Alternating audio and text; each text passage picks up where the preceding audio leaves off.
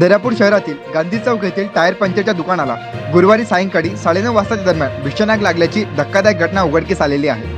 अमोल ठाकरे नामक एका व्यक्तीचे गांधी चौक येथे टायर रिपेअरिंग व टायर पंक्चरचे दुकान आहे। या दुकानाला गुरुवारी रात्री 9:30 वाजता अचानक आग लागल्याचे स्थानिकांना लक्षात येताच त्यांनी अग्निशमन दलाला फोन करून पाचारण केले। तात्काळ नगरपालिकेच्या अग्निशमन दलाच्या कर्मचाऱ्यांनी येऊन आगीवर नियंत्रण मिळवले। या आगीत दुकानातील असलेले साहित्य व टायर जळून खाक झालेले आहेत।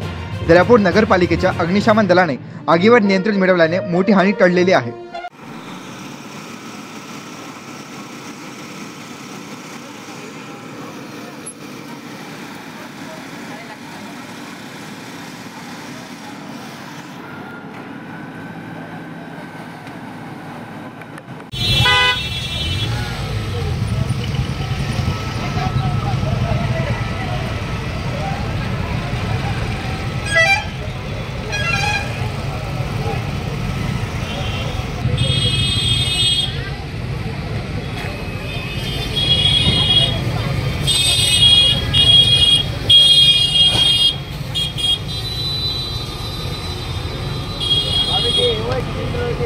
अशाच वेगवान घडामोडी पाहण्यासाठी आताच आमच्या जनविकास न्यूज चॅनलला सबस्क्राइब करा आणि रहा रोज अपडेट।